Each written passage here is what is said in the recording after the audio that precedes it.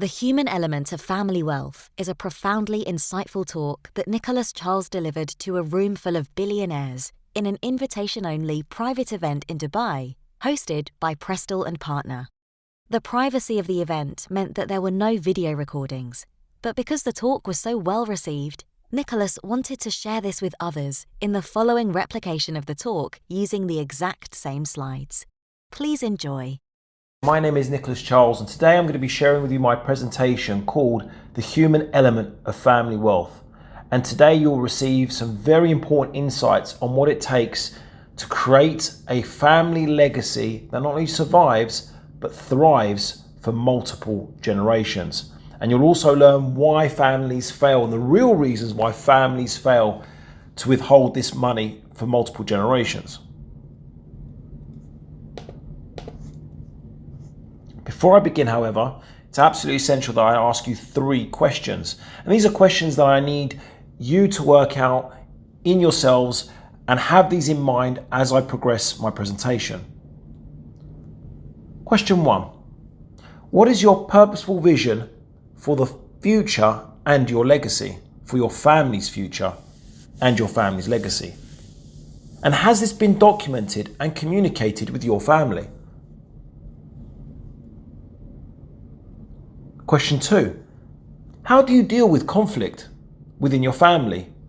Do you have a plan to deal with conflict? And is this plan in writing? And has it been communicated with your family? Do you have processes to deal with conflict? Because they will arise.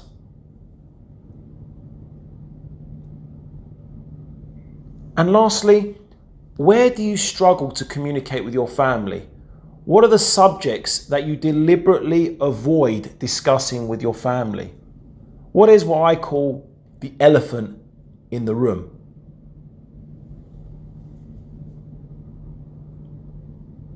Okay, so why family prosperity and what is family prosperity? And a great way of showing you this is this picture of what 3 generations actually looks like. It's a picture of me with my parents and my 2 beautiful children. And the reason why my wife is not in this picture is because she is taking the picture. But essentially, my own family suffered the now famous term shirt sleeves to shirt sleeves within 3 generations. My great-grandfather was a multimillionaire in his own right. Yet by the time my father turned 8 years of age, the wealth had completely dissipated. So rather than being 3rd generation wealth, my father had to start the wealth cycle from the beginning.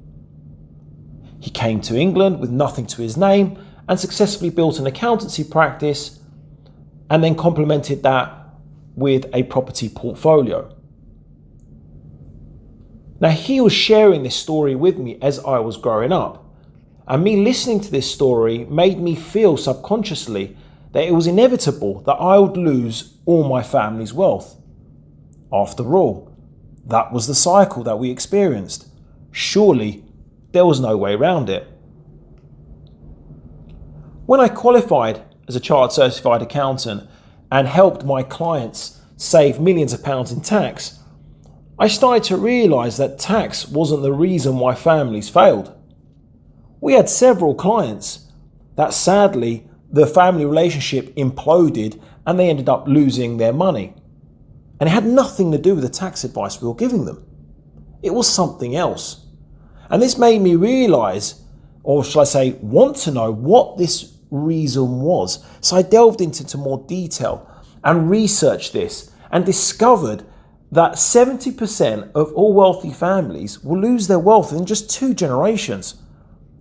And that statistic becomes more than 90% over 3 generations.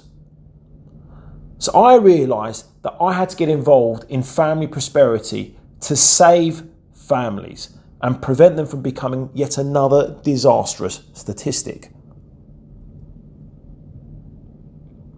If you don't believe me about families, here's a picture of 10 families that I plucked out, all billionaires, and they had one thing in common. They lost all their wealth. And again, let me reiterate that fact, and it is a statistical fact that 90% of families will lose all their wealth in 3 generations.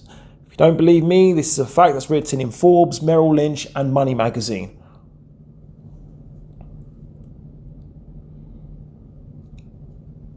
I'd like to share with you this very, very powerful quote from William Kissam Vanderbilt, who was the grandson of the self-made Cornelius. Now, when Cornelius Vanderbilt passed away, he was the richest man in the world. Yet his grandson came out with this powerful statement that in regards to the inherited wealth. It has left me with nothing to hope for, with nothing definite to seek or strive for. Inherited wealth is a real handicap to happiness. It is a certain death to ambition, as cocaine is to morality. What effectively happened is that the Vanderbilts treated the inherited wealth, the vast sums of wealth that they had received, as a curse, as a cancer almost. And what do you do with cancers? You try and get rid of them as quick as possible. And the Vanderbilt family were very successful in getting rid of all their wealth. In 1973, when the Vanderbilt family met together collectively, there wasn't a single millionaire amongst them. In less than 100 years, all the wealth that was created by Cornelius had gone. Let me share with you some more damning statistics. 2014, Forbes magazine analysed 483 billionaire families, and they discovered the following. 321, approximately 67%, were first generation. Only 20% were second generation, and less than 10% were third generation. And for those of you working out the percentages here, the balance were fourth and fifth generation. But this sort of supports the stats that I said from the beginning, that only 70% of families will fail to retain their wealth for 2 generations, and that more than 90% will fail to retain it for 3 generations. And it led to Kerry Dolan of Forbes magazine to come out with this great quote: "Hard as it is to build a family business designed to last in perpetuity, it's shockingly easy for any successor to tank it." And why are the reasons? Why do families fail? Well, clearly the biggest problem that face all families is conflict. And here at the Charles Group, we talk about prevention as opposed to cure, and the difference between the two. Why is one significantly more powerful and less painful than the other? Now, the reasons why conflict destroys families is quite simply because they fail to plan. And if you fail to plan, you're planning to fail. If you don't have a process in place to deal with conflict, then the conflict will escalate. And it will end up escalating to an extent that it probably leads to litigation. It will lead to destructive arguments amongst the family, and in some cases, it will even lead to death. Prevention is the plan to deal with conflict. All families argue. No family is perfect. But it's what process you have in place to deal with conflict will enable you to ensure that your family does not implode. Do not wait for the proverbial to hit the fan, for you to then to rush around and try and find a cure. We recently helped a family overcome a 6-year litigation battle. Essentially, we weren't brought in as family prosperity advisors because if we had, this could have been avoided, prevented. No, we were brought in as forensic accountants. There were 2 siblings, and only 2 siblings, and we were instructed by the sister. After finishing my investigation, I had to turn around to her, face her in the eyes, and explain to her the reason why her assets were dissipating were because her brother was trying to steal her assets from her. And that was a difficult conversation to have, because initially she didn't believe me. But the facts spoke for themselves. And what ended up happening was a 6-year litigation battle, which cost millions of pounds financially, but there was also an emotional cost and a time cost. Remember, 6 years. And the scars are still there. Fair to say the relationship between brother and sister is no longer existent. In fact, it was so damaging that her own daughter during this battle suffered a heart attack and literally died on the table, and by some miracle managed to survive because of the stress caused between the fight between her mother and her, at the time, beloved uncle. Our question to you out there is it worth it? Do you want this to happen to your family? Clearly, prevention is significantly better than a cure. But you're probably saying we're too big to fail. We have way too much money to fail. Well, let me point you out one example. Great Britain. In 1921, Great Britain, at the peak of its power, the peak of the British Empire, controlled 25% of the geographical map of the world. 25%. And in 100 years, fast forward to 2021, what does Great Britain own today? And what's the reason and what's the cause? Conflict. They had 2 world wars and they lost all their wealth as a result. Now Great Britain is printing money in order to pay back the interest on their debt. Great Britain is bankrupt today. Now, if a country can go bankrupt, so can your family. You are not too big to fail. There are some success stories, however, and I'd like to point you out to Seahor & Co. private bank, the oldest private bank in the world, may I add. Currently 11th generation banking family, and you're probably saying, but surely the Rothschilds are older. No, you'd be wrong. Seahor & Co. was founded in 1672, which was 100 years older than the Rothschild dynasty. It's still owned by the family today. They still sit on the board of directors, and they currently have about 4.4 billion in deposits. And they're very niche, and they proudly state that they're a relationship bank, one of the few relationship banks in the UK. And I like to use this quote, it's a brilliant quote by Bella Hoare, who currently sits on the board of directors, that the reason why we had a good crisis is that we hadn't forgotten the last one. My father's father had taught him the lessons from the 1929 crisis. Now, in this quote, she's referring to the 2008 financial crisis, where every bank lost significant amounts of money. Apart from Seahor & Co., who actually thrived during the 2008 crisis. And why was that? Because the human and intellectual capital had been passed down from generation to generation. They had, as a family, experienced and learned from the 1929 crisis and used those learnings so they wouldn't suffer as a bank in 2008. Very, very powerful.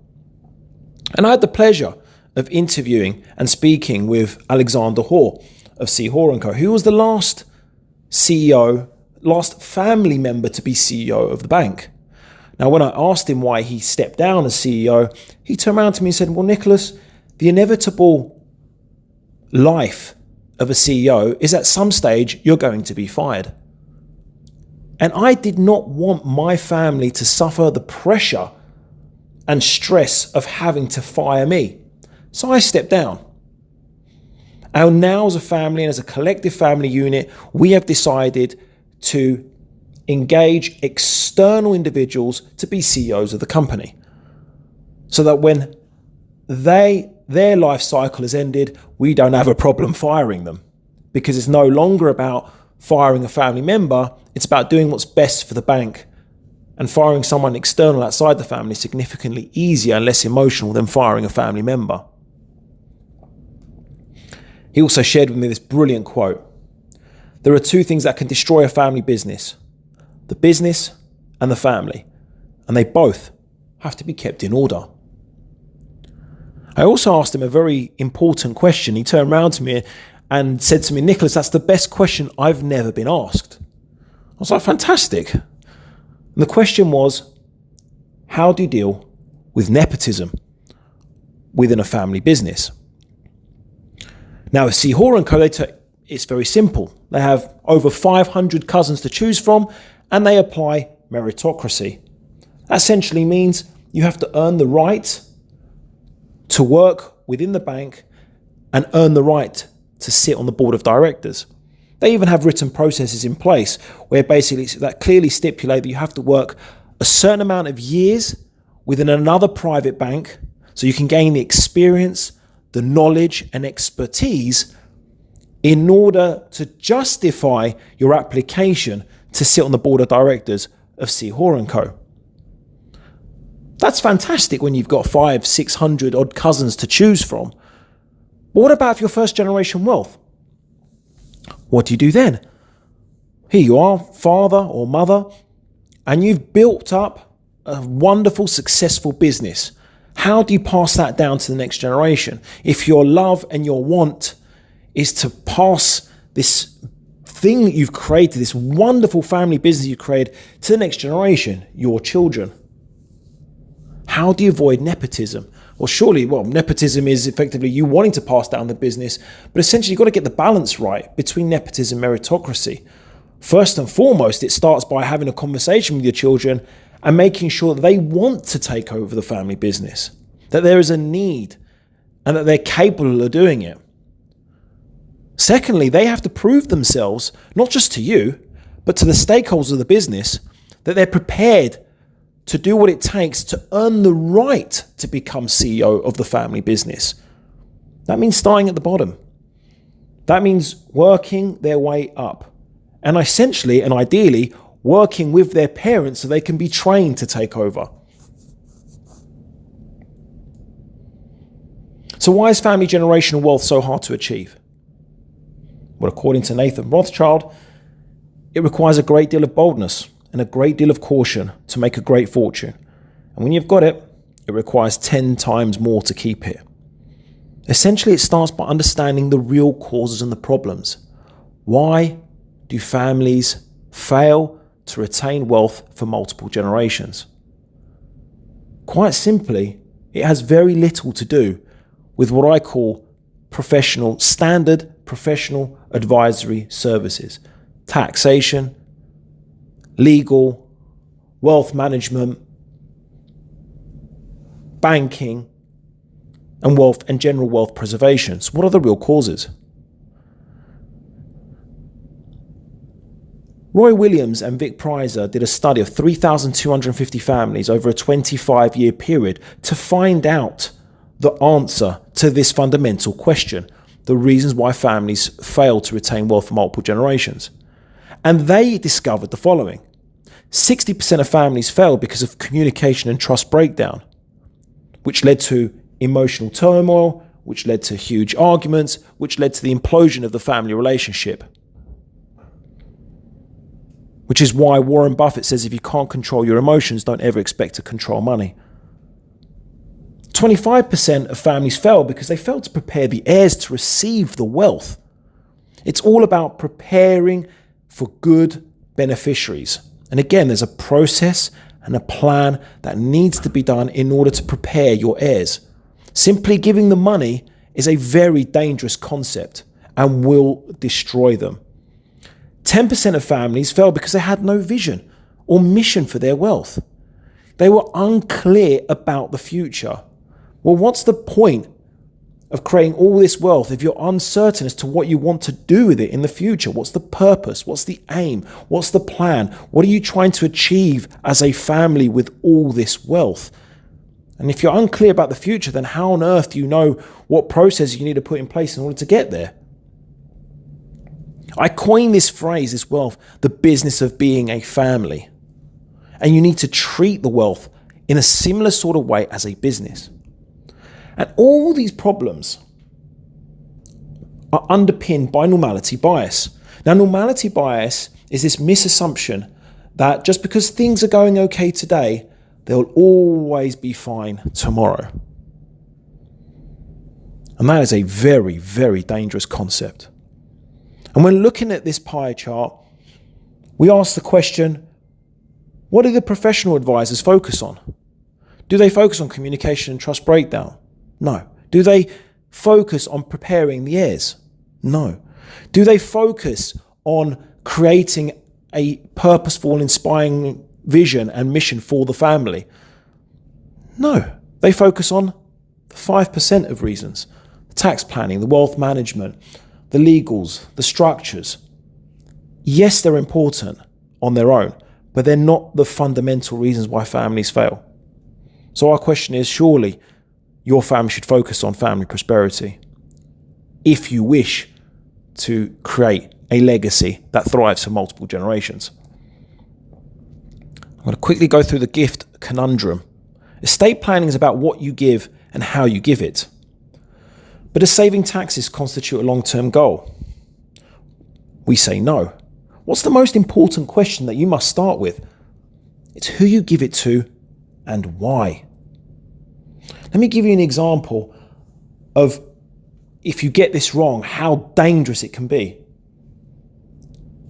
Pondeep and Hardeep Chadha were two brothers. Yet despite owning assets or inheriting assets worth over 10 billion, they ended up shooting and killing each other over a dispute of the inherited wealth. It's not about the money. It's about the failure to communicate the gifts to the next generation, which is what their father did. He failed during his lifetime to explain what he was giving, why he was giving it. And it created a rift that resulted in the death of his two children. Yes, an extreme example, but it just shows and proves how badly wrong things can get if you do not communicate gifts to your children. And remember, the greatest enemy to communication is the illusion it has taken place. Let me just run through some assets that can be gifted. We've all seen these before: real estate, property, business, investments such as stocks and shares, art, money. But is this the only capital that can be transferred to the next generation? Financial capital? Well, clearly no. It's just one form of capital. But it doesn't form wealth. If you want to ensure you want to create a legacy, you have to ensure that you transfer all the wealth to the next generation. And when I talk about all the wealth, it's not just limited financial capital. You need to look at social capital. It's family members' relationships with each other and with others important to them and with their communities.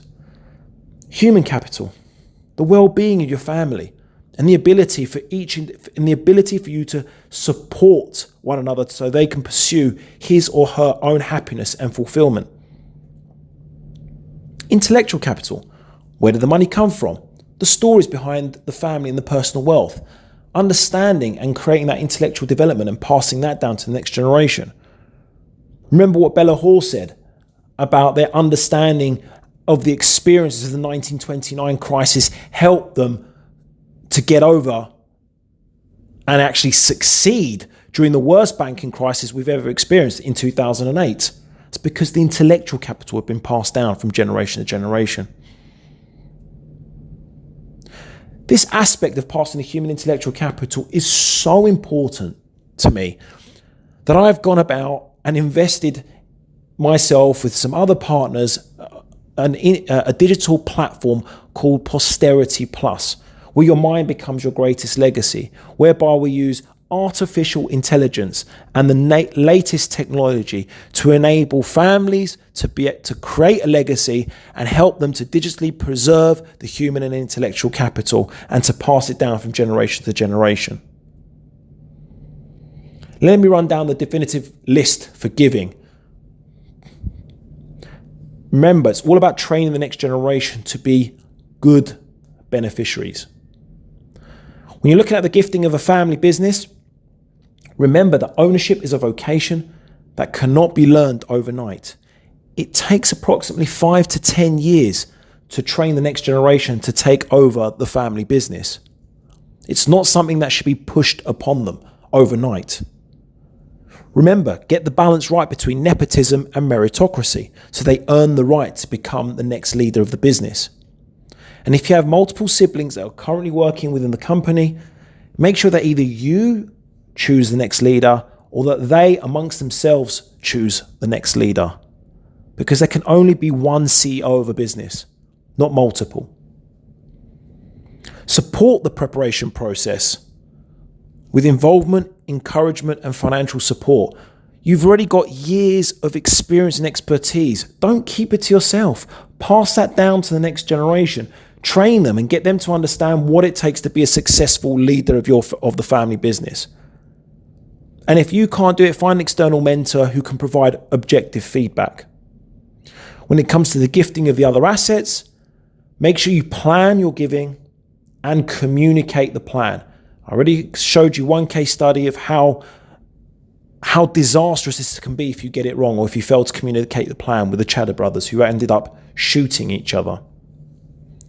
And make sure you involve the beneficiaries with the tax planning strategies of the gifts so that they can build a relationship with your professional advisors. Again, it's not a secret. If you're going to create complex tax structures, surely it makes sense for you to involve the beneficiaries so that, one, they understand what you've created, two, they can keep it updated on a regular basis, and three, that they have a relationship or create a relationship with your professional advisors. Now I'm just going to fast forward to the solution, which I call the Charles Group method, the 4 fundamentals of family prosperity that we implement with our family clients. And it starts by effective communication, because effective communication within the family is the foundation for establishing a legacy. It all comes from there. We come in and we mediate these conversations and ensure that everything is communicated freely within a safe, confidential, and private environment. So important, because governance comes from there. Good governance can be created, but can only be created if you have good, effective communication amongst your family members. We then focus to prepare the heirs to make sure that they become good beneficiaries through wealth education and sitting down on a one-to-one basis with our team of coaches to work with the next generation so they understand and appreciate the wealth. We then help create a sustainable philanthropic arm. This is so powerful for the simple reason that it creates a purpose greater than the individual needs of each family member. And it's actually vital, because what it does, it pulls in those family members who don't have a vested interest in maybe the investments or the family business, but they will have an interest in ensuring that this philanthropic arm is supported by the family business, by the wealth that's being created. And then lastly, we ensure that your professional advisors are aligned to your family vision. We sit down once a year, we call it the annual general meeting of professional advisors, and have a roundtable meeting with your professional advisory team. And we simply ask them the question, what they are doing to help facilitate your family vision. And we make them accountable. And this is a good thing, because great advisors want to be made accountable. They want a platform to show to their family clients what a brilliant job they're doing. And as a family, it helps you weed out those advisors who have something to hide, who do not have your best interests at heart. Find this out sooner rather than later. And the best way to do this is make them accountable at least once a year. And the beauty of them working together collectively is that they'll create synergistic gains for your family. Great minds in one room can create magic, but it's up to you to facilitate this. And this is what we help with. Remember, and this is absolutely essential that we push this out, that we do not provide financial services. These are the list of services we do. We focus on core services and some bespoke services, and we have a team of world-class experts in their field to enable for these services to be provided to your family. It's not just about me. We are a team. And it comes down and it ranges from running a family diagnostic, which essentially is a risk analysis to uncover the current risks that your family faces when it comes to establishing a legacy, right the way through to reviewing all your documentation. When it comes, do they work? Assessing your wills, your trust structures, etc., and communicating them with your family.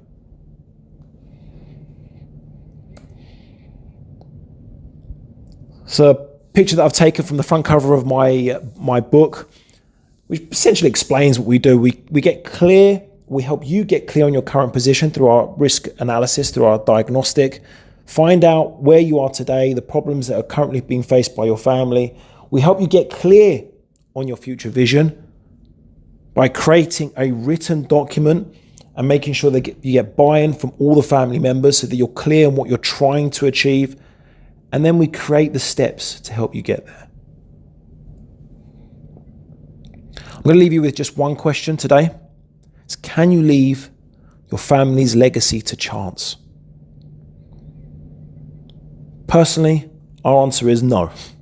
Do not leave your family's legacy to chance. Chance, hope, and luck are strategies that we would not recommend.